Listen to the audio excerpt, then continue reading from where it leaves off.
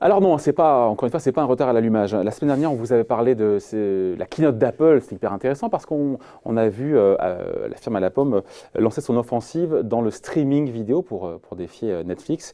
Et là, voilà, on a voulu prendre un peu quelques jours de réflexion pour creuser un peu le sujet et pour analyser quoi? Pour analyser cette annonce d'une carte bancaire, hein, Laurent? Oui. Carte bancaire d'Apple, carte bancaire en partenariat avec Goldman Sachs, oui. Attention, et Mastercard. C'est quoi? C'est une révolution parce qu'on se dit que voilà, on va jeter nos iPhones, nos téléphones, on va jeter nos téléphones comme lorsque l'iPhone est arrivé, c'est ça? C'est ce qui nous attend. En tout cas, on se rend compte effectivement, après avoir laissé passer un petit peu de temps, que dans les nombreux éléments qui ont été évoqués dans la keynote d'Apple, c'est quand même un petit peu l'Apple Card qui ressort effectivement.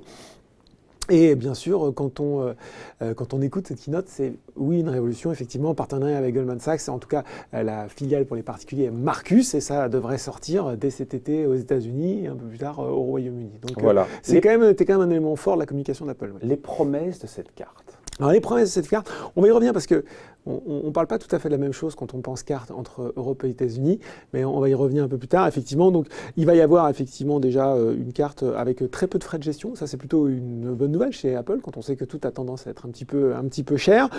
Bien sûr, une carte entièrement pensée, développée autour de l'iPhone, hein, donc autour d'Apple Pay aussi, avec une application qui vous permet de suivre vos dépenses en temps réel, des notifications, etc. Donc vraiment parfaitement intégré dans l'environnement Apple.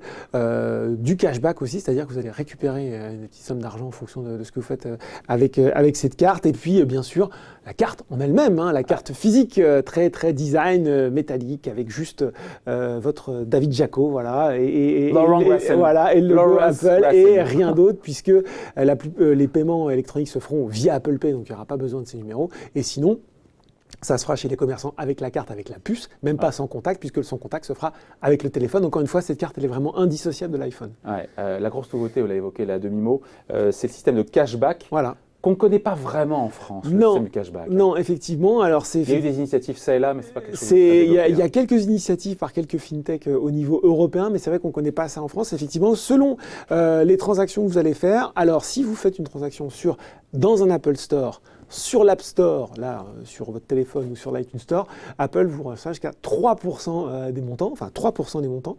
Si vous payez via Apple Pay avec votre carte dans les magasins, ce sera 2%. Et si vous payez avec cette fameuse carte, ce sera 1%. Donc c'est vrai que ça, c'est pas mal. Voilà.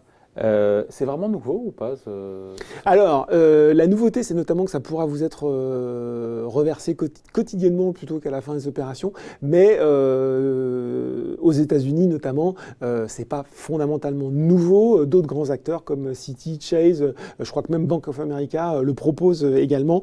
Donc, on n'est pas, même quand on regarde au niveau de la gestion de budget, hein, l'agrégation de comptes, notamment au niveau européen, on voit qu'il y a eu la directive DSP2 chez nous qui a la réglementation qui a ouvert ça aux fintech. Donc, on retrouve tous ces outils quand même déjà présents dans l'environnement bancaire et dans l'environnement des cartes. Ouais, mais quand on connaît encore une fois la puissance d'Apple, de la marque, on se dit que voilà, les clients ils sont là, tous les fans vont l'adopter et puis quand ça débarquera chez nous, ça sera un rouleau compresseur aussi. Alors, ça débarque chez nous d'ailleurs dès septembre. Non, c'est un poisson d'avril. Ah d'accord, non, ce que j'avais lu et je trouvais pas. Non, mais c'est un poisson d'avril de Cbank qu'il a lancé ce matin. C'est vrai, c'est assez malin de leur part. Après, pour la France, c'est pas tout de suite. Hein. Alors, on va en parler effectivement. D'où mon étonnement. Oui, non, c'est pas tout de suite. Alors, ce qui est sûr, c'est qu'en tout cas, effectivement, il y a peut-être un potentiel, mais c'est pas tout de suite pour la France parce que effectivement, c'est une carte qui est très ciblée pour les États-Unis. Pourquoi? Parce que, et ça c'est un peu ce qu'on disait en début de chronique, c'est que c'est une carte de crédit. Et nous, en France, on utilise des cartes de débit. Alors, c'est-à-dire que vous avez une carte et vous retirez de l'argent, c'est associé à votre compte bancaire et c'est débité immédiatement ou 30 jours si vous avez une carte à débit différé. Carte à débit, hein. On dit carte de crédit, mais c'est une carte. Voilà, alors que là, ils ont vraiment des cartes de crédit. Alors, on parle vraiment d'une carte de crédit, c'est-à-dire que vous dépensez de l'argent et que la banque met à votre disposition une réserve d'argent que vous remboursez à plus ou moins brève échéance, selon les modalités que vous définissez. Ça vous offre plus de souplesse financière.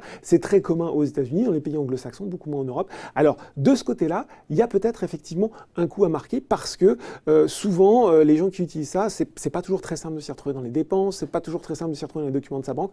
On imagine que si là-dedans, Apple arrive avec une vraie interface très bien faite, très claire, on voit qu'ils arrivent à localiser les dépenses en temps réel, qu'il y a de la notification, qu'ils arrivent à vous dire vous avez fait différentes dépenses, comme on le voit là sur la petite vidéo qui passe derrière. Donc ça, il y a un coût vraiment à jouer. On voit aussi sur le coût du crédit. Alors là, je vais quand même, voilà, il faut quand même le dire, hein, le coût du crédit, Apple l'annonce entre 13,2 et 24,2%. Alors là, vous vous dites, mais c'est ouf comme crédit, mais voilà. Sauf qu'aux États-Unis, de la fête sont à 2.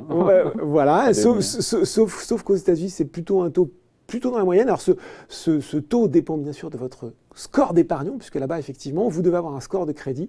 C'est-à-dire que plus vous... En fonction des incidents de paiement qu'on peut avoir. Exactement. C'est-à-dire que plus vous remboursez à l'heure, machin et tout, plus vous êtes bien noté, plus vous pouvez emprunter. Et puis, encore une fois, David, je vous l'ai dit, hein, cette carte, elle est vraiment pensée avec l'iPhone. Pensez que si tous les possesseurs d'iPhone se mettent à adopter la carte, tout de suite, ça donne quelque chose d'intéressant, en tout cas aux États-Unis. Ouais. En France, ça pourrait prendre une scène de carte. Alors, excusez-moi de vous avoir pris, mais effectivement, c'est toute une autre histoire en France. Déjà parce que nous, on n'a pas l'habitude de ces cartes de crédit. On a effectivement. On va un crédit, on met X milliers ou centaines d'euros en début de mois, et après, il faut rembourser au fur et à mesure. Exactement, voilà. Donc ça, c'est un truc qui n'est pas du tout connu en France. Et puis même le système du cashback, qui est aussi l'autre grande initiative de cette carte. C'est bon, ça, quand même. C'est bien, sauf que ça se base sur les commissions d'interchange, c'est-à-dire que la somme que les commerçants d'interchange reversent aux banques, elles sont de 2% aux États-Unis. Les commerçants reversent une commission sur le montant de l'achat aux banques. Exactement. C'est ça, une commission d'interchange, d'accord. Et en fait, ce qui se passe, c'est qu'aux États-Unis, c'est 2%, ça pourrait augmenter. Donc on comprend comment Apple peut à peu près se payer sur ce système, surtout quand les gens commandent chez Apple, puisqu'il est à la fois le commerçant et celui qui reçoit. Donc là, on est en vase clos, tout va bien. Par contre, ils sont beaucoup plus faibles en Europe. On est de l'ordre de 0,2-0,3%. Et donc qu'est-ce qu'il y a 0,2-0,3 ? Cette fameuse commission d'interchange. Ah oui, du cashback à 2 ou 3% avec une commission d'interchange. Voilà, et donc là, ça voudrait dire... Le business model n'est pas bon. Exactement, Apple devrait aller piocher peut-être dans ses réserves. On voit qu'ils ont racheté beaucoup d'actions, alors pourquoi pas finalement financer ça pendant un certain temps, j'en doute. Ouais. Mais on voit bien que les deux grandes avancées de cette carte, notamment, sont quand même très typées sur le marché anglo-saxon. Goldman Sachs, qui est le partenaire d'Apple aussi, avec Marcus, n'a pas vraiment d'attache en Europe, hormis le Royaume-Uni. Donc, il faudrait trouver également un partenaire bancaire local pour développer cette offre-là. Donc, c'est un peu plus compliqué. Pétard mouillé, on se dit quoi si on devait conclure là-dessus ? Alors, est-ce que c'est révolutionnaire au pétard mouillé ? C'est un premier pas déjà important. On voit qu'aujourd'hui, Apple Pay, il s'est vanté, il faut que je retrouve le chiffre exact, Tim Cook, d'avoir réalisé 10 milliards de transactions depuis le début du lancement.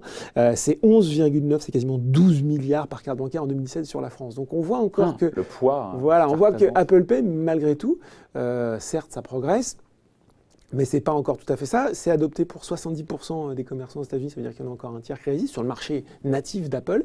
On voit aussi quand même que dans la keynote, il y avait cette grosse offensive sur les services, donc ça va être quelque chose de très important pour Apple. Je pense que c'est un premier pas. Bien sûr, tous les concurrents ou les observateurs ont été un peu sceptiques. Ça n'a pas été la folie d'ailleurs non plus sur le cours de bourse. Hein. On n'a pas vu des plus 5, plus 6%.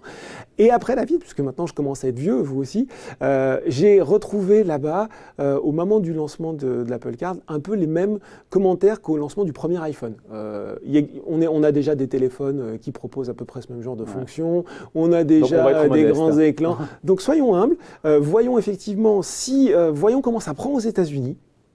Si effectivement l'écosystème de la carte autour du téléphone prend vraiment bien, et soyons effectivement modestes, je pense qu'ils ont des idées et qu'ils ont moyen de faire quelque chose qui va monter en puissance. Voilà, merci pour ce point de vue en tout cas, et analyse, et puis surtout scoop de Boursorama et de Laurent Grassin, lancement donc de l'Apple Card en France en septembre. Poisson d'avril. C'était assez bon qu'il faut rendre. Voilà. Merci David.